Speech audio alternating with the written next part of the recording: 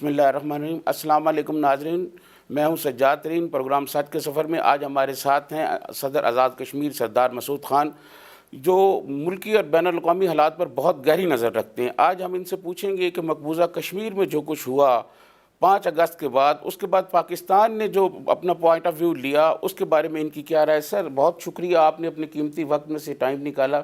سر 5 اگست کے بعد جو ایک تبدیلی آئی ہے مقبوضہ کشمیر میں، اس کے بعد پاکستان کی طرف سے جو موقف اختیار کیا گیا، اس کے بارے میں آپ کی کیا رائے ہے؟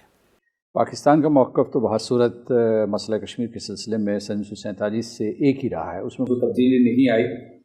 اور مطلب ہمارا یہ موقف تھا اور جموں کشمیر کے لوگوں کا یہ موقف تھا کہ وہاں رائے شماری ہونی چاہیے اور اس کے بعد کشمیریوں کو یہ حق دینا چاہیے، موقع دینا چاہیے کہ وہ فیصلہ کریں۔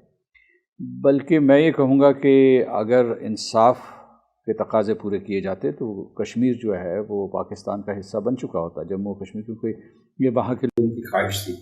5 اگست 2019 کی آپ بات کر رہے ہیں، اس کے بعد جو ہے پاکستان کے موقف میں کوئی تبدیلی نہیں آئی، لیکن یہ ہے کہ سفارتکاری میں اور جو ہماری محنت تھی اس میں توانائی آئی۔ اس کے بعد یہ کہ ہم ڈیفرنٹ فورمز کے اوپر گئے۔ اصل جو مسئلہ ہے کہ 5 اگست 2019 کو ہندوستان نے ایک مرتبہ پھر مقبوضہ علاقے کے اوپر حملہ کیا۔ 9 لاکھ کی فوج تھی جس نے یہ حملہ کیا، اس کے اوپر دوبارہ قبضہ کیا، اس کے اوپر محاصرہ کیا ہے۔ اب یہ صورتحال یہ ہے کہ یہ محاصرہ جو ہے 9 ماہ سے زیادہ گزر چکے ہیں، محاصرہ قائم ہے، دنیا کا بدترین محاصرہ ہے۔ اور محاصرہ عام طور پہ یہ ہوتا تھا، آپ پرانے زمانوں میں آپ سنتے تھے کہ محاصرہ یہ ہوتا تھا کہ ایک قلعے میں لوگ بند ہوتے تھے یا ایک فوج بند ہوتی تھی، بادشاہ کی فوج بند ہوتی تھی، تو لوگ باہر سے جو حملہ آور فوج ہوتی تھی وہ محاصرہ کرتی تھی۔ یہ محاصرہ اس قسم کی ہے کہ فوج نے اندر گھس کے پوری ریاست کا محاصرہ کیا ہوا، ہر گھر کا پہرا دے رہے ہیں، ہر گھر کے ارد گرد محاصرہ ہے۔ دوسرا یہ ہے کہ یہ صرف محاصرہ نہیں ہے، یعنی نقل و حرکت کے اوپر پابندی نہیں ہے یا جو کمیونیکیشن کے اوپر پابندی نہیں ہے، ہر چیز پہ پابندی ہے۔ نوجوان اغوا کر کے قید خانوں میں رکھ دیے گئے ہیں۔ اس کے علاوہ یہ کہ عورتیں محفوظ نہیں ہیں، یعنی اپنی ہی ریاست میں لوگ جو ہے وہ اپنے تمام حقوق سے محروم ہو گئے۔ تو پاکستان نے بہت کوششیں کی اس سلسلے میں، آزاد کشمیر نے بھی بہت کوششیں کی، خاص طور سے اقوام متحدہ کو ایک مرتبہ پھر متحرک کرنے کی کوشش کی گئی ہے۔ دنیا کی پارلیمنٹس نے اپنی آواز بلند کی ہے اور ذرائع ابلاغ عامہ نے جو ہے اس کے اوپر تبصرے کیے ہیں، لیکن کووڈ-19 کی وجہ سے دوسرا لاک ڈاؤن کشمیریوں کے اوپر لگا اور اس کے پردے میں اب ہندوستان جو ہے نئے جرائم کا ارتکاب کر رہا ہے۔ اچھا جناب صدر، یہ جو مودی نے جو اقدام کیا ہے 5 اگست کو، یہ کوئی اچانک نہیں کیا، ان کے منشور میں بھی شامل تھا اور وہ کہہ رہے تھے بار بار کہ ہم ایسا کریں گے۔ تو اس کے حوالے سے پاکستان کیونکہ کشمیریوں کا ترجمان ہے، تو پاکستان کی جو تیاری تھی وہ کیا ناکافی رہی ہے؟ دیکھیے میں یہ نہیں کہہ سکتا، لیکن یہ ہے کہ 5 اگست سے پہلے ہمیں معلوم تھا کہ کیا ہونے والا ہے۔ آزاد کشمیر میں لوگوں کو پتہ تھا۔ مقبوضہ کشمیر کے لوگ جو ہے آئے دن بیانات دیتے رہتے تھے۔ یہاں جو ہے پاکستان میں کئی سیمینار ہوئے اور بتایا گیا کہ ہندوستان حملہ کرنے والا ہے۔ فالس فلیگ آپریشن کے بارے میں بھی ہمیں اطلاع تھی۔ تو میں اسے کامیابی اور ناکامی کے آپ اسے زاویے سے مت دیکھیے، آپ یہ دیکھیے کہ قبضہ جو 72 سال سے قائم ہے، اس قبضے کو سخت تر کر دیا گیا ہے، یعنی جو ہے زمینی حقائق میں کوئی تبدیلی نہیں آئی۔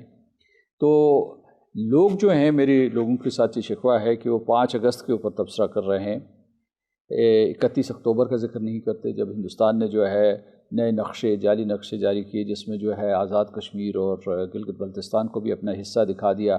اس کے بعد انہوں نے 2 اپریل کو جو ہے نئے ڈومیسائل رولز جو ہیں وہ نافذ کیے ہیں، اور اب یہ ان کا بھیانک منصوبہ بالکل کھل کے سامنے آ گیا ہے کہ وہ کشمیریوں سے ان کی زمین چھینیں گے، اس کے شہری حقوق چھینیں گے، اس کے بعد ان کی جو غالب اکثریت ہے اس کو اقلیت میں تبدیل کریں گے، اور یہ سلسلہ شروع ہو چکا ہے۔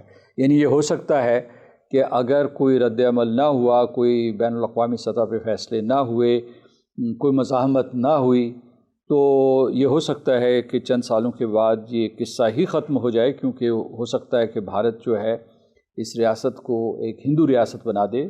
اس نے ایک تو جو نیو ڈومیسائل رولز ہیں اس کے تحت جو اس نے اقدامات کیے ہیں، دوسرے وہ یہ کر رہا ہے کہ پوری کی پوری جو ان کی اسمبلی ہے، جو معطل اسمبلی ہے، جب اس کو بحال کر رہا ہے تو جو ڈی لمیٹیشن کے ذریعے وہ پوری کی پوری ریاست کے ایسے حصے بکھرے کرے گا کہ اسمبلی سے بھی مسلمانوں کی اکثریت کو غائب کر دے گا. اس طریقے سے کنسٹیٹیوئنسیز، حلقے بنائے گا کہ مسلمان جو ہے کسی حلقے میں بھی اکثریت نہیں حاصل کر سکیں گے، یا جموں کی جو سیٹیں ہیں ان کی تعداد بڑھا دے گا. اس کی تفصیلات جو ہے آج کل اخبارات میں چھپ رہی ہیں. تو آپ کے سوال کا میں یوں جواب دوں گا کہ صرف جو ہے آپ 5 اگست پہ تبصرہ نہ کریں، یا جو کچھ اب تک ہو چکا ہے اس کا تبصرہ نہ کریں، اس پہ تبصرہ نہ کریں، بلکہ جو کچھ ہونے والا ہے اس کے لیے تیاری کریں. اور کیا ہونے والا ہے میں آپ کو بتاتا ہوں کہ ایک تو یہی پورے کشمیر کا نقشہ بدلا جا رہا ہے، اس کی جو آبادی کا تناسب تبدیل کیا جا رہا ہے، لیکن اس کے ساتھ ساتھ پاکستان اور آزاد کشمیر اور گلگت بلتستان کے خلاف ایک بھیانک سازش کی جا رہی ہے. اور وہ سازش جو ہے اس کے کئی پہلو ہیں. ایک یہ ہے کہ وہ بار بار دھمکی دے رہے ہیں کہ آزاد کشمیر کے اوپر حملہ کریں گے، گلگت بلتستان کے اوپر اپنا حق جتا رہے ہیں، پاکستان کو براہ راست دھمکی دے رہے ہیں کہ پاکستان کے اندر جو ہے براہ راست حملہ بھی کیا جا سکتا ہے. درپردہ جنگ جو ہے جس کو پراکسی وار کہتے ہیں وہ تیزی سے جاری ہے. اور پھر یہ ہے کہ وہ لائن آف کنٹرول پہ اس قسم کی اسکلیشن کر کے دنیا کو یہ بتانا چاہتے ہیں کہ یہاں ایک نیوکلیئر جنگ کا بھی خطرہ ہے. تو آپ اس وقت غیر محفوظ ہیں.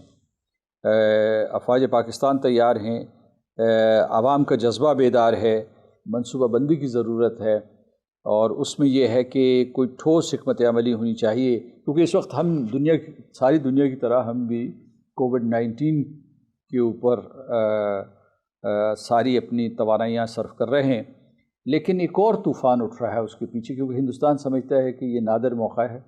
اس وقت جتنی شرارت کرنی ہے، جو کچھ بھی پاکستان کے مفادات کو نقصان پہنچانے کے لیے اقدامات کیے جا سکتے ہیں وہ کر لیے جائیں. اس لیے میں سمجھتا ہوں کہ ہمیں اس وقت مزید چوکنا رہنے کی ضرورت ہے. دفتر خارجہ اپنی سطح پہ کام کر رہا ہے، اور اس نے جو ہے ان کے ہمارے وزیر خارجہ جو ہیں انہوں نے رابطے کیے دنیا بھر کے لوگوں سے، لیکن رد عمل نہیں آیا. رد عمل نہ آنے کی ایک وجہ کووڈ-19 ہے. دوسرا یہ ہے کہ ہندوستان بھی مسلسل لابینگ کر رہا ہے اور حقائق کو مسخ کر کے پیش کرنے کی کوشش کر رہا ہے. جناب صدر، پاکستان کے اپوزیشن لیڈر اور کچھ کشمیری قوم پرست رہنما یہ کہتے ہیں کہ انڈیا نے جو کچھ کیا ہے، مودی نے جو کچھ کیا ہے، پاکستان کو کہیں نہ کہیں اعتماد میں لیا گیا تھا. آپ کا موقف کیا ہے اس بارے میں؟ اس سلسلے میں لوگ کیا آرائی کرتے ہیں اور کنسپریسی تھیوریز ہیں یہ، لیکن یہ ہے کہ ان کے پاس کوئی ثبوت نہیں ہے، وہم ہے، خدشہ ہے، خطرات ہیں ان کے ذہن میں. لیکن یہ ہے کہ یہ میں سمجھتا ہوں کہ ہندوستان بھی یہ پروپیگنڈا پھیلا رہا ہے، اور ہندوستان کو بھی اس سے فائدہ ہوتا ہے براہ راست یا بالواسطہ طور پر.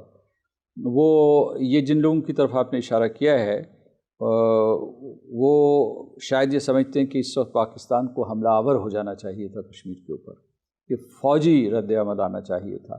تو چونکہ وہ نہیں آیا تو اس لیے وہ یہ کہنا چاہتے ہیں کہ شاید کہیں ہندوستان اور پاکستان کے درمیان کوئی سمجھوتا ہوا ہو، خدا نخواستہ. میں سمجھتا ہوں کہ ہندوستان اور پاکستان کے درمیان یہ ایک نظریاتی جنگ ہے. یہ کشمیر کے مستقبل سے متعلق ایک ہمارا موقف ہے، مستقل موقف ہے پاکستان کا. اس میں کسی قسم کی کوئی تبدیلی نہیں آ سکتی، اور ہمارے ہاں کوئی کسی قسم کا سمجھوتا نہیں ہو سکتا. سمجھوتے کا مطلب یہ ہوگا کہ ہم ہندوستان کو اجازت دے دیں کہ وہ کشمیریوں کو مارتا رہے، ان سے زمین چھینتا رہے، ان کو اندھا کرتا رہے، ان کو قید خانوں میں ڈالتا رہے، اور اس کا پاکستان تصور بھی نہیں کر سکتا. پاکستان کی کوئی حکومت 1947 سے لے کر اب تک اس کا تصور بھی نہیں کر سکتی. اور میں سمجھتا ہوں کہ اس قسم کی بے جواز قیاس آرائی سے آپ ہندوستان کے نہ صرف حوصلے بلند کر رہے ہیں بلکہ ایک طریقے سے ان کے موقف کی تائید کر رہے ہیں. اچھا سردار صاحب، آپ کیونکہ سفارتکار بھی رہے ہیں، کرتارپورہ پہ ایک طرف ہم مذاکرات کر رہے تھے، انڈیا سے کرتارپورہ کھول رہے تھے، اور دوسری طرف انڈیا جو ہے مقبوضہ کشمیر میں جو ہے وہ ہمارے کشمیری بھائیوں کو نہ صرف مار رہا تھا بلکہ ان کی جو حیثیت تھی، اسپیشل حیثیت تھی، وہ بھی ختم کر رہا تھا. تو کیا یہ ہماری خارجہ پالیسی کی کہیں ناکامی ہے؟ آپ بار بار ناکامی کا لفظ استعمال کر رہے ہیں خارجہ پالیسی کا، لیکن میں آپ کو یہ بتانا چاہتا ہوں کہ جو کرتارپور کے بارے میں جو بھی تیاری ہو رہی تھی وہ 5 اگست سے پہلے ہو رہی تھی، اور اس کرتارپور راہداری کے سلسلے میں جو ہماری طرف سے اقدامات تھے اس کی تو ہندوستان مزاحمت کر رہا تھا۔ ہندوستان تو سکھوں کا بھی دوست نہیں ہے، اور آپ کو پتہ ہے کہ ہندوستان نے اب اپنے مسلمان آبادی کے خلاف بھی اعلان جنگ کر دیا ہے اور ان کو بھی مار رہے ہیں، تو وہ اس کے حق میں نہیں تھے۔ اس وقت یہ سوچا گیا، ریاست پاکستان نے یہ سوچا کہ آپ خیر سگالی کا یہ جسچر کریں اور اس کی وجہ سے جو حالات بہتر ہو سکیں، ممکن ہے جو کوئی ڈپلومیسی کے لیے راہ ہموار ہو۔ لیکن میرا اس وقت بھی یہی موقف تھا، اب بھی یہ موقف ہے کہ ہندوستان کے ساتھ دو طرفہ مذاکرات کے ذریعے آپ کوئی نتائج حاصل نہیں کر سکتے ہیں، یہ خام خیالی ہے بالکل۔ تو میں یہ سمجھتا ہوں کہ اس میں یہ تو نہیں کہا جا سکتا کہ جناب یہ کوئی ہماری ناکامی تھی، بلکہ میں یہ کہوں گا کہ ہندوستان نے پاکستان کے ایک اچھے اقدام کا ایک بہت ہی غلط جواب دیا۔ اور دوسرا یہ ہے کہ جیسا کہ آپ خود فرما چکے ہیں کہ کرتارپور ہوتا یا نہ ہوتا، ہندوستان تو اس کی منصوبہ بندی کر چکا تھا۔ جب یہ بھارتیہ جنتا پارٹی 2014 میں برسر اقتدار آئی تھی، اس وقت اس کے منشور میں، انتخابی منشور میں، اور ابھی جو ان کا انتخابی منشور تھا 2019 کا، دونوں میں یہ شامل تھا۔ پہلے میں یہ تھا کہ جی ہم آرٹیکل 370 کو منسوخ کر دیں گے، اب یہ تھا کہ آرٹیکل 370 اور 35A دونوں کو منسوخ کر دیں گے۔ اس نے وہ کر دکھایا۔ میرا جہاں تک خیال ہے کہ جو ہمیں خاص طور سے جو کشمیری ہیں، ہم لوگ جو ہے تعریف کریں گے حکومت پاکستان کی یا ریاست پاکستان کی کوششوں کی جو انہوں نے کی ہے، یعنی پوری کی پوری پاکستان کی قوم جو ہے ایک دم 5 اگست کے بعد متحد ہو گئی تھی، سخت جذباتی تھی، غم و غصے سے بھری ہوئی تھی۔ اس کے بعد آپ نے ریلیز دیکھی ہوں گی، کس طریقے سے آزاد کشمیر کا پرچم جو ہے پورے پاکستان میں بلکہ ساری دنیا میں لہرایا گیا۔ لیکن میں کہوں گا، اس بات کا اضافہ کروں گا کہ یہ سب کافی نہیں ہے، کیونکہ اس حکمت عملی کے اوپر نظر ثانی کرنے کی ضرورت ہے، اسے مزید مؤثر بنانے کی ضرورت ہے۔ ہمیں یہ دیکھنا چاہیے کہ کیا جو اقدامات ہم کر سکتے ہیں جن کی وجہ سے ہندوستان کے ان پاکستان کے اوپر اور کشمیر کے اوپر تابڑ توڑ حملوں کو روکا جائے، کیونکہ ہندوستان جو ہے وہ دیدہ دلیری سے آگے بڑھ رہا ہے۔ ابھی جو پچھلے 4 ہفتے گزرے ہیں، 40 کے قریب نوجوان انہوں نے شہید کر دیے ہیں، ان کی جو لاشیں ہیں وہ ورثہ کے حوالے نہیں کر رہے۔ اس کے بعد جو لوگ احتجاج کے لیے آتے ہیں ان کے اوپر پیلٹ فائرنگ، شاٹ گن استعمال کر رہے ہیں، ٹیئر گیس استعمال کر رہے ہیں، لائیو ایمونیشن استعمال کر رہے ہیں، لوگوں کو انہوں نے پھر مارنا شروع کر دیا ہے۔ اس کے بعد یہ ہے کہ پاکستان کے خلاف پروپیگنڈا تیز کر دیا ہے، کہہ رہے ہیں کہ جی پاکستان جو ہے وہ یہاں سے آزاد کشمیر سے دہشت گرد بھیج رہا ہے، یہاں لانچ پیڈز موجود ہیں، لانچنگ پیڈ موجود ہیں۔ سب جھوٹ کیوں کر رہے ہیں؟ اس لیے کر رہے ہیں کہ وہ اپنے اس قتل و غارت کے بازار کو مزید گرم کرنا چاہتے ہیں۔ تو میں یہ کہوں گا کہ اس وقت بلکہ ہم نے یہ اہتمام کیا ہے، خاص طور سے میں اور ہم آزاد کشمیر میں اور پاکستان کے لوگ جو ہے مل کے، جو قائدین ہیں جو مختلف حیثیتوں میں ہیں، ہم نے یہ کوشش کی ہے کہ کووڈ-19 کے پردے میں جو ہندوستان جرائم کر رہا ہے اور یہ جس تیزی سے بڑھ رہا ہے، اس کی وجہ سے اس کا مقصد یہ ہے کہ کشمیر کو عالمی ایجنڈے سے ہی ہٹا دیا جائے۔ تو ایک سازش انہوں نے وہاں یونائیٹڈ کنگڈم میں کی، وہاں لیبر پارٹی جو ہے اس کو ساتھ جا کے لابی کیا سٹارمر کو کہا کہ کس طریقے سے تم پیچھے ہٹو، کشمیر کے سلسلے میں پاکستان کے موقف کی تائید نہ کرو یا کشمیریوں کے موقف کی تائید نہ کرو۔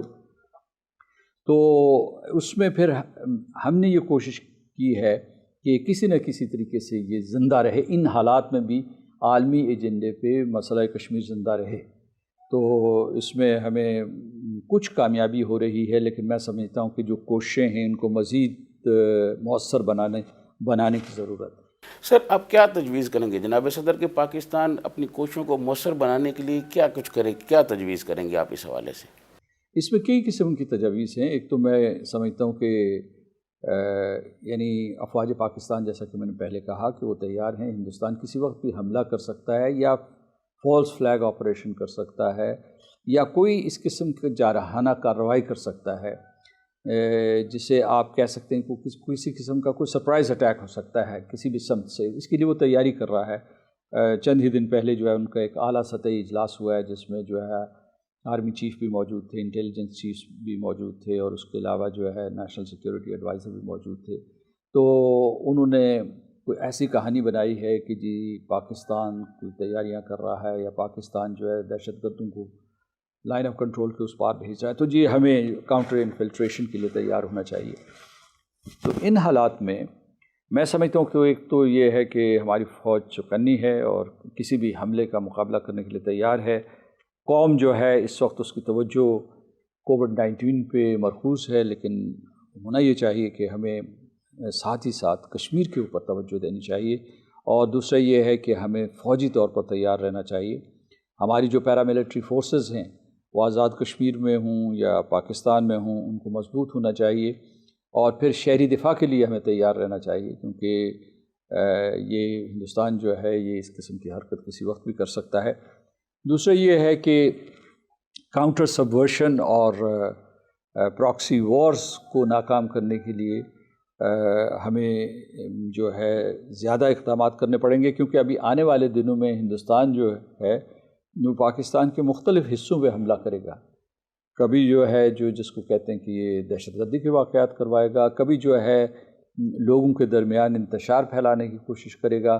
ابھی حال ہی میں آپ نے دیکھا ہوگا کہ عرب کے ممالک جو ہیں، خاص طور سے جو عرب اسٹریٹ ہے، وہاں سے ایک آواز بلند ہوئی، کیونکہ انہوں نے جو ہندوستان کے مسلمانوں کے اوپر ظلم ہو رہا تھا اس پر انہوں نے صدائے احتجاج بلند کی، اور پھر اس کے ساتھ ساتھ انہوں نے کشمیریوں کے اوپر جو ظلم ہو رہا تھا اس کے اوپر بھی شدید رد عمل کا اظہار کیا۔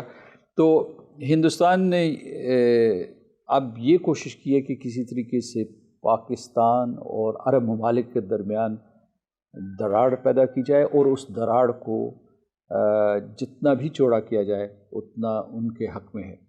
تو یعنی اس کا مطلب یہ ہے کہ جو آپ نے مجھ سے سوال پوچھا اس کا جواب یہ ہے کہ ہمیں سیاسی سطح پہ، سفارتی سطح پہ، عسکری سطح پہ ہمیں متحرک ہونے کی ضرورت ہے۔ اچھا، اس وقت دوسرا ایک بڑا چیلنج یہ ہے کہ صرف ہمیں ہی نہیں ساری دنیا کو ہے کہ کووڈ-19 کی وجہ سے ایک طرف تو ہم جانیں بچا رہے ہیں، دوسری طرف جو ایک معاشی بحران ہے، لوگوں کے روزگار چلے گئے ہیں، غربت بڑھ گئی ہے۔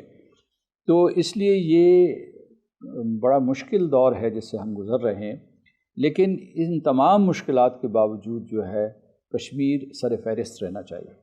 اچھا سر، 5 اگست کے بعد جس طرح ہماری ایران نے کھل کے حمایت کی، ترکی نے کی، ایک آدھے اور ملک نے کی، عرب ممالک کی حمایت اس طرح حاصل نہیں کر سکے، اس کی کیا وجہ تھی؟ ان کے معاشی مفادات، ان کی سرمایہ کاری ہندوستان میں، اور اس کے علاوہ جو ہے ہندوستان کی پاکستان دشمنی۔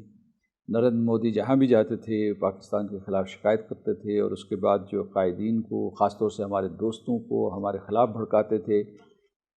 مجھے یہ معلوم ہے کہ جب بھی ان کی کوئی دو طرفہ ملاقاتیں ہوئیں یا کبھی وہ کسی سربراہی کانفرنس میں گئے، تو ان کا ایک ٹاکنگ پوائنٹ جو تھا وہ پاکستان کے خلاف ہرزہ سرائی تھا۔ وہ ہمیشہ پاکستان کے خلاف پروپیگنڈا کرتے رہے۔ پاکستان اس سلسلے میں جو ہے، یعنی جب بھی دو طرفہ مذاکرات ہوتے ہیں، ہم کشمیر کا مسئلہ تو اٹھاتے ہیں، لیکن ہم جو ہے ہمارا ایجنڈا، سنگل ایجنڈا جو ہے وہ ہندوستان نہیں ہوتا، لیکن اس کا سنگل ایجنڈا جو ہوتا ہے وہ پاکستان ہوتا ہے۔ یعنی یہ میں معلومات کی بنیاد پہ کہہ رہا ہوں کہ صدر پوٹن ہو، صدر شی جن پنگ ہو، یا اس کے بعد فرانس کے صدر ہوں، صدر میکرون ہوں، پریزیڈنٹ ٹرمپ ہوں، بورس جانسن، یا ان سے پہلے جو ہے ٹریسا مے تھی، یا جو خلیجی ریاستوں کے حکمران تھے، نریندر مودی جہاں بھی گئے انہوں نے پاکستان کے خلاف ان کو بھڑکایا۔ تو یہ ایک فیکٹر تھا، یہ ایک عنصر تھا جس کی وجہ سے، لیکن بڑا فیکٹر جو تھا، مغرب کا فیکٹر الگ ہے اور عرب ممالک کا فیکٹر الگ ہے۔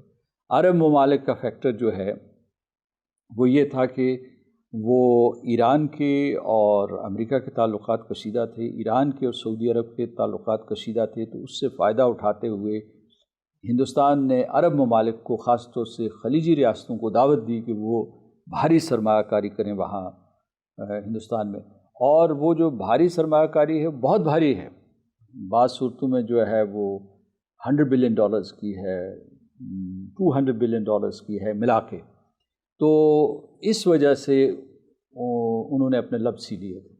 سر مجھے ایک بریک کا کہا جا رہا ہے، بریک کے بعد آئیں گے تو آپ سے مزید گفتگو جاری رکھیں گے۔ ناظرین یہاں ایک لیتے ہیں بریک، اور بریک کے بعد آ کے پھر سردار صاحب سے گفتگو جاری رکھیں گے۔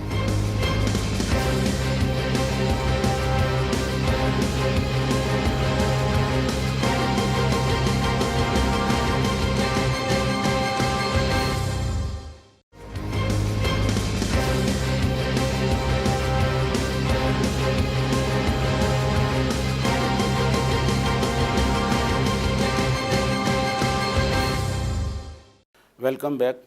جناب صدر، آپ یہ بتائیں کہ اس وقت جو ہمارے پاس ایک شملہ معاہدہ ہے جس کی ہم بہت بات کرتے ہیں، اور پھر ہم اس کے بعد اعلان لاہور کی بھی ہم بڑی بات کرتے رہے، ان کی اب کوئی حیثیت ہے؟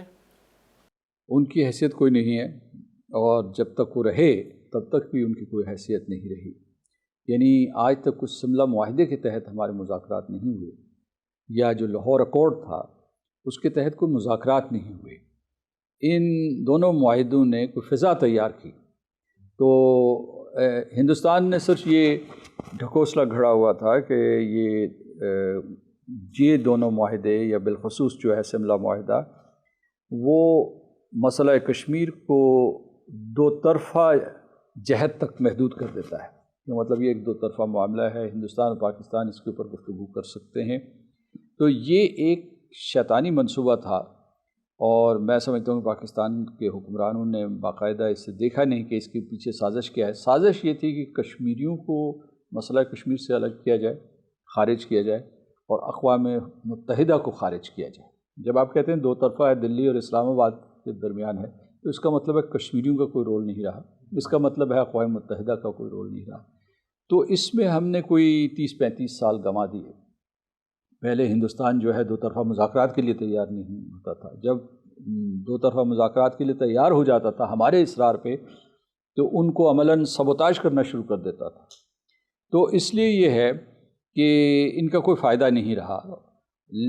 لیکن ایک اور مطالبہ لوگ اٹھا رہے ہیں، کہہ رہے ہیں کہ جناب آپ ان سے علیحدگی اختیار کر لیں، یا کہہ دیں کہ جی ہمارا ان کے ساتھ کوئی تعلق نہیں۔ تو اس کا کوئی فائدہ نہیں، کیونکہ یہ جو ہے ان سے زیادہ جو ہے اہم معاہدہ ہے، ایک قسم کا معاہدہ یا عہد ہے، وہ تو اقوام متحدہ کی قراردادوں کی روشنی میں ہے۔ ان قراردادوں میں یہ طے کیا گیا ہے کہ 3 فریقین ہیں اصل میں، پاکستان، ہندوستان اور جموں اور کشمیر کے لوگ، اور اس میں سب سے اہم فریق جو ہیں جموں کشمیر کے لوگ ہیں، کیونکہ انہوں نے اپنے سیاسی مستقبل کا فیصلہ کرا۔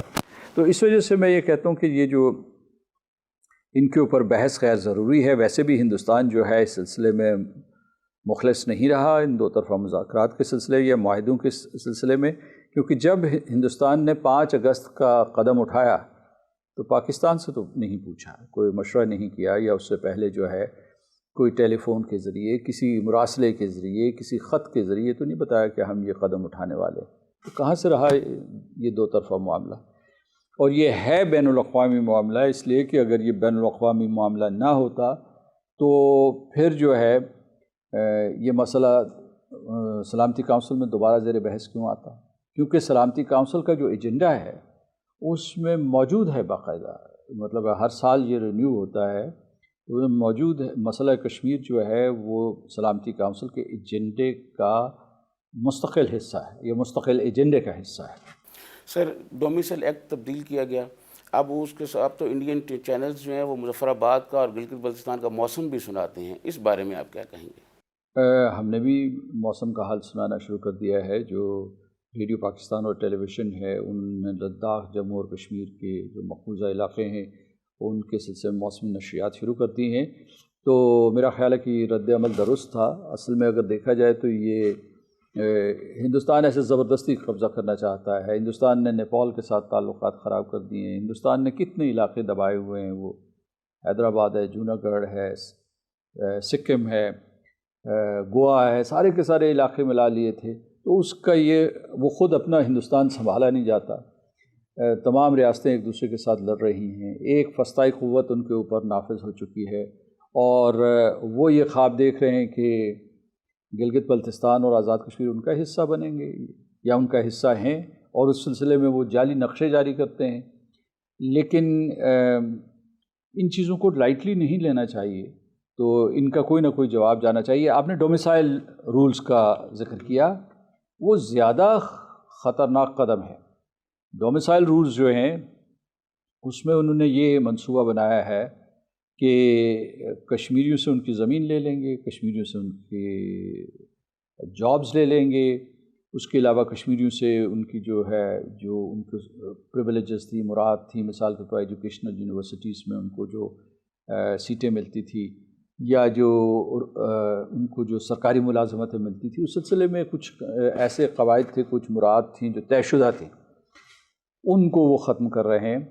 اب جو ہے ہندوستان بھر سے لوگ آ کے وہاں آباد ہونا شروع ہو جائیں گے، اور کچھ تو پہلے سے وہاں موجود ہیں، جو ایکس آرمی آفیسرز ہیں یا آرمی آفیسرز ہیں یا سول سرونٹس ہیں یا کاروباری حضرات آتے رہے ہیں، وہ ان کے خاندان، ان کے بچے جو وہاں پڑھتے رہے ہیں، ان سب کو انہوں نے ایسے ملا جلا کے ایک فارمولہ دیا ہے جس کے ذریعے وہ سارے کے سارے جو ہے کشمیری بن جائیں گے، اور ان کو کشمیری شہریت کے سارے حقوق حاصل ہو جائیں گے۔ مسلمانوں کی اکثریت کو وہ اقلیت میں تبدیل کر دیں گے، اور یہ سلسلہ شروع ہو چکا ہے۔ ہمارے اندازے کے مطابق انہوں نے جو منصوبہ بنایا ہے اس کے مطابق تقریباً 20 لاکھ کے قریب پہلی قسط میں یہ لوگ جو ہے ان کو یہ ڈومیسائل دیں گے، اور اس میں نہ صرف جن لوگوں کا میں نے ذکر کیا ہے بلکہ جو باہر سے آئے ہوئے، یعنی ہندوستان سے آئے ہوئے جو مائیگرنٹ ورکرز ہیں یا جو ہندو ریفیوجیز تھے، ان سب کو وہ یہ شہری حقوق دیں گے۔ اور پھر جیسا کہ میں نے تھوڑی دیر پہلے کہا کہ ایک تو یہ راستہ انہوں نے اختیار کیا ہے، دوسرا راستہ انہوں نے یہ کیا ہے کہ وہ اس میں الیکٹرل یعنی انتخابی حلقہ بندی میں کچھ اس قسم کا رد و بدل کر رہے ہیں، اور شماریات کے ذریعے اور شماریات کی مینیپولیشن کے ذریعے، اسٹیٹسٹیکل مینیپولیشن کے ذریعے، کہ اس کا پورے کے پورے ان کی اسمبلی کا جو نام نہاد ان کی کٹ پتلی اسمبلی ہوگی، اس میں مسلمانوں کی سیٹوں کی تعداد گھٹا دیں گے۔ تو یہ ہو سکتا ہے، یعنی یہ ان کا منصوبہ ہے کہ جو نیکسٹ چیف منسٹر وہاں کوئی بنے۔ اول تو اس وقت حالات نظر نہیں آ رہے کیونکہ یہ ایک یونین ٹیریٹری ہے، ایسے جیسے کہ ایک میونسپیلٹی ہوتی ہے، لیکن اگر یہ انتخابات ہوں گے تو اس میں ہو سکتا ہے کہ جو چیف منسٹر کا عہدہ ہے یا جو چیف ایگزیکٹو کا عہدہ ہے وہ کسی ہندو کو چلا جائے، تاکہ پرسیپشن کی سطح پہ بھی یہ دیکھا جائے کہ یہ کوئی مسلمان ریاست نہیں۔ سر یہ بتائیں جناب صدر کہ کچھ لوگوں کا خیال یہ ہے کہ اگر حقیقت پسندی سے دیکھا جائے تو نہ پورا کشمیر انڈیا کو مل سکتا ہے نہ پاکستان کو مل سکتا ہے، تو آپ کے پاس اس کا کیا حل ہے؟ کیوں نہیں مل سکتا جی؟ میں کہتا ہوں کہ ہندوستان کو تو نہیں مل سکتا، کیونکہ اگر ہندوستان کو ملنا ہوتا، چلے پورے کشمیر کی آپ بات چھوڑ دیں، اگر مقبوضہ علاقہ ان کو ملنا ہوتا تو 72 سال سے ان کے ساتھ تھا، تو وہاں کیوں 72 سال کے بعد یہ نعرے گونج رہے ہیں کہ جی ہندوستان جاؤ، واپس چلے جاؤ؟ ہندوستان نے ان کو مارا، 5 لاکھ کے قریب لوگوں کو مار چکے ہیں، یہ ہمارے اعداد و شمار ہیں، اور اس کے بعد جو ہے ہزاروں لوگوں کو اندھا کر دیا ہے، تو انہوں نے طاقت کا استعمال کیا، پھر ان کو ہر قسم کی لالچ دی، یعنی یہ ترقیاتی منصوبے دیے، اس کے بعد یہ انہوں نے ایک نئی پولیٹیکل کلاس پیدا کی، غداروں کی ایک فوج تیار کی، اور وہ ہندوستان کے گیت گاتے رہے، اس کی مالا جھپتے رہے، جے شری رام کے نعرے بلند کرتے رہے، ٹھیک ہے، بھارت ماتا کی جے کہتے رہے، اور اس کے بعد بھی جو ہے جو کشمیری ہیں، جو ان کی اکثریت ہے، جو غالب اکثریت ہے، وہ یہ کہتی ہے کہ ہم ہندوستان کے ساتھ رہنے کے لیے تیار نہیں ہیں۔ ہندوستان اصل میں ایک فارن لینڈ میں موجود ہے، فوج کے ساتھ، فوج ہٹائے تو پتہ چل جائے گا کہ جناب کشمیری اس کے ساتھ ہیں یا نہیں۔ کل مجھے کوئی سوال پوچھ رہا تھا تو میں نے اس کا یوں جواب دیا ہے، اس نے یہ مجھ سے سوال پوچھا کہ بھئی یہ جو ریاض نائکو جو شہید ہوا ہے، کیا اسے آپ دہشت گرد کہہ سکتے ہیں؟ تو میں نے کہا کشمیریوں سے پوچھ لیں، ان سے پوچھیں، ریفرینڈم کروائیں۔ ان کا ریفرینڈم نہیں ہو سکتا۔ میں نے کہا ان کے دلوں میں ایک ریفرینڈم موجود ہے۔ میں نے کہا پوچھوائیں ان سے کہ ریاض نائکو جو ہے ہیرو ہے یا دہشت گرد ہے، اور پھر دوسرا سوال پوچھیے کہ جو قابض افواج کا سربراہ ہے وہ ہیرو ہے یا دہشت گرد ہے، تو دودھ کا دودھ اور پانی کا پانی ہو جائے گا۔ کہنے کا مطلب یہ ہے کہ یہ جو ہے ہندوستان کے ساتھ تو ان کے رہنے کا سوال ہی پیدا نہیں ہوتا، کیونکہ جتنا انہوں نے ظلم کیا ہے کشمیریوں کے اوپر اس کی تاریخ میں مثال نہیں ملتی۔ ہٹلر سے زیادہ ظلم کیا ہے انہوں نے۔ ہٹلر نے جتنا جوس کے اوپر ظلم کیا تھا اس سے زیادہ ظلم جو ہے ہندوستانیوں نے ان کے اوپر کیا ہے۔ ہٹلر نے ایک مختصر مدت میں ہولوکاسٹ کروا دیا تھا، یا ان کو کانسنٹریشن کیمپس میں ڈلوا کے ان کو جلوا دیا تھا۔ 72 سال سے ہندوستان جو ہے ان کا ہولوکاسٹ کر رہا ہے یا ان کی نسل کشی کر رہا ہے کشمیری۔ اچھا جی، دوسرا آپ یہ کہہ رہے ہیں کہ جی پاکستان سے نہیں مل سکتے، تو اس وقت بلند ترین نعرہ وہاں بلند جو لگایا جا رہا ہے یا جس کی بازگشت سنائی دی جا رہی ہے وہ یہ ہے کہ وہ یہ کہہ رہے ہیں کہ یعنی خاص طور سے سید علی گیلانی صاحب کے حوالے سے میں یہ کہوں گا کہ وہ یہ کہتے ہیں کہ ہم پاکستانی ہیں، پاکستان ہمارا، تو پاکستان سے ان کی محبت ہے۔ پھر یہ ہے کہ وہاں وہ لوگ بھی ہیں، نیشنلسٹ ہیں، جو چاہتے ہیں کہ ایک الگ ریاست بننی چاہیے، اور ان کے جو لیڈر ہیں اس وقت یاسین ملک صاحب جو ہے تہاڑ جیل میں ہیں، ان کے ساتھ بھی بہت برا سلوک کیا جا رہا ہے، ان کی جماعت جو ہے اس کو بین کیا گیا ہے۔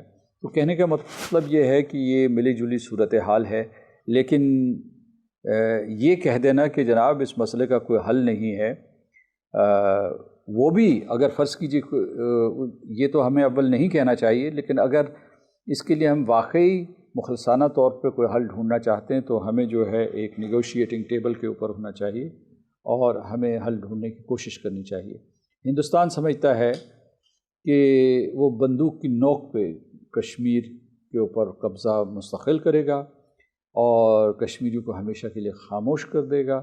اس مذموم ارادے میں وہ کبھی کامیاب نہیں ہو سکتا۔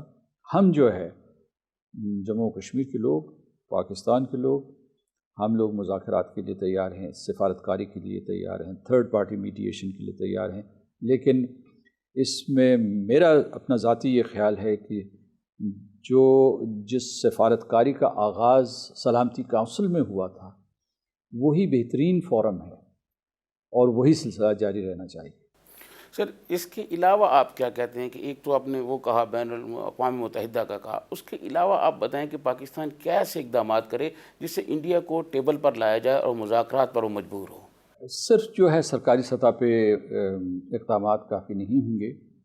اس کی وجہ یہ ہے کہ آپ کو پتہ ہے کہ آج کل فیصلے جو ہیں وہ بین الاقوامی رائے عامہ کی وجہ سے ہوتے ہیں، اور اس کی وجہ سے جو ہے آپ نے دیکھا ہے کہ سیاسی پانسا کئی ملکوں میں پلٹا ہے، اور دنیا کے شہری جو ہیں وہ اس وقت فیصلوں پہ اثر انداز ہو رہے ہیں۔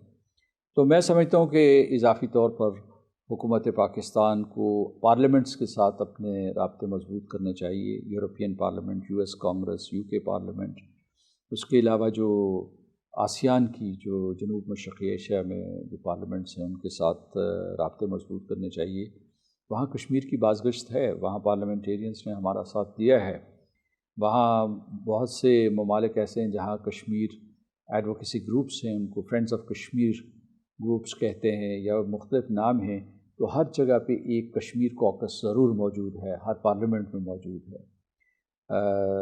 ترکی میں جو پاکستان کوکس ہے جو کشمیر کے اوپر بھی توجہ دیتا ہے وہ بہت مضبوط ہے اور اس کے ارکان کی تعداد بہت زیادہ ہے۔ تو اس پہ ہمیں توجہ پارلیمنٹری ڈپلومیسی کے اوپر توجہ دینی چاہیے۔ پھر جو ہے سول سوسائٹی کے ساتھ رابطے کرنے چاہیے، ساری دنیا کی سول سوسائٹی کے ساتھ اور ہندوستان کی سول سوسائٹی کے ساتھ، کیونکہ 5 اگست 2019 کے بعد ہندوستان کی بہت سی تنظیموں نے اور بہت سی سیاسی جماعتوں نے کشمیر کا ساتھ دیا، کشمیریوں کا ساتھ دیا، حق خود ارادیت تک کا ساتھ دیا، اور ان کا کشمیریوں کے اوپر یہ ظلم مت کرو، تو وہ سول سوسائٹی شامل ہے۔ پھر جو حقوق انسانی کی تنظیمیں ہیں انہوں نے بڑی جامع رپورٹیں شائع کی ہیں، اس میں ایمنسٹی انٹرنیشنل ہے، فزیشنز فار ہیومن رائٹس ہے، ہیومن رائٹس واچ ہے، ایشیا واچ ہے، بہت سی ایسی تنظیمیں ہیں جنہوں نے خطرہ مول لیتے ہوئے بہت ہی جامع رپورٹ شائع کی ہیں. ان کے ساتھ ہمارے رابطے مضبوط ہونے چاہیے ہیں. میں یہ کہہ رہا ہوں کہ مضبوط ہونے چاہیے. یہ کام ایسا نہیں کہ ایک دن میں ختم ہو جائے گا، یہ ایک مسلسل جد و جہد ہے اور اسے جاری رکھنا چاہیے. سر، گزشتہ دنوں میں نے جماعت اسلامی کے امیر سراج الحق صاحب کا انٹرویو کیا ہے. انہوں نے کہا ہے کہ ایک نائب وزیر خارجہ حکومت مقرر کرے جو صرف کشمیر کے لیے ہو اور وہ دنیا بھر میں جاتا رہے اور کشمیر کی بات کرتا رہے. آپ اس موقف کی حمایت کرتے ہیں؟ دیکھیے، جو سراج الحق صاحب بہت قابل احترام شخصیت ہیں، اور اس کے بعد جماعت اسلامی نے کشمیر کے سلسلے میں ہمیشہ بہت مضبوط کردار ادا کیا ہے، جس کے لیے ہم ان کے بےحد ممنون ہیں. اور وہ مقبوضہ جموں کشمیر میں ہو یا پاکستان ہو یا عالمی محاذ ہو، جماعت اسلامی کا کردار قابل تحسین ہے کشمیر کے سلسلے میں. جہاں تک نائب وزیر خارجہ کا تعلق ہے، میں سمجھتا ہوں کہ ایک وزیر خارجہ موجود ہیں اور وہ اچھا کام کر رہے ہیں. اس لیے، اور دوسرا یہ کہ وہ ہمیشہ جو ہے کشمیر کا مسئلہ ضرور اٹھاتے ہیں. یہ ہر وزیر خارجہ کے اوپر فرض عائد ہوتا ہے، اور پوری وزارت خارجہ، پورے جو سفارتی عملہ ہے یا جو ہمارے سفارت خانے ہیں، ان کو یہ کوشش کرنی چاہیے. یہ کوئی جزوی کام نہیں ہے جو کسی ایک وزیر یا نائب وزیر کو دے دیا جائے. میں سمجھتا ہوں کہ وزارت خارجہ کے علاوہ دو اور ایسی، مطلب اب ایسے آزاد کشمیر بھی موجود ہے. آزاد کشمیر کو اپنی، اور گلگت بلتستان کو اپنی کوششیں تیز تر کرنی چاہیے، بالخصوص آزاد کشمیر کو. لیکن اس کے علاوہ کشمیر کمیٹی موجود ہے، اور اس کے بعد منسٹری آف کشمیر افیئرس موجود ہے. ایک پوری کی پوری منسٹری موجود ہے جس میں ایک وزیر موجود ہیں. تو مطلب بجائے اس کے کہ آپ نائب وزیر خارجہ بنائیں، منسٹری آف کشمیر افیئرس اس میں ایک بہت بڑا کردار ادا کر سکتی ہے. ان کے پاس پوری کی پوری وزارت موجود ہے. سر، پاکستان کی جو کشمیر کمیٹی ہے، اس کی کارکردگی سے آپ مطمئن ہیں؟ جو فخر امام صاحب نے تو بہت اچھا کام کیا. میں خود دیکھا میں نے کہ وہ مختلف پارلیمنٹری فورمز میں جا رہے تھے، انٹر پارلیمنٹری یونین میں وہ گئے. اس کے بعد بعض اوقات جہاں اسپیکر صاحب نہیں جا سکے، انہوں نے فخر امام صاحب کو بھیجا. ملک کے اندر کراچی سے لے کر پشاور تک میں نے دیکھا ہے، میں ان کے ساتھ بھی موجود تھا. ان کشمیر کی وکالت کی، اور اب ان کو ایک نیا قلمدان مل گیا ہے. تو ہم امید کرتے ہیں کہ جو نئے وزیر بنیں گے یا جو نئے کشمیر کمیٹی کے چیئرمین بنیں گے، وہ بھی اتنا ہی مؤثر کردار کریں گے. اس میں یہ یاد رکھیے گا، جو کشمیر کمیٹی ہے ایک پارلیمنٹری کمیٹی ہے، جس کا مطلب یہ ہے کہ یہ نیشنل اسمبلی کا ایک حصہ ہے.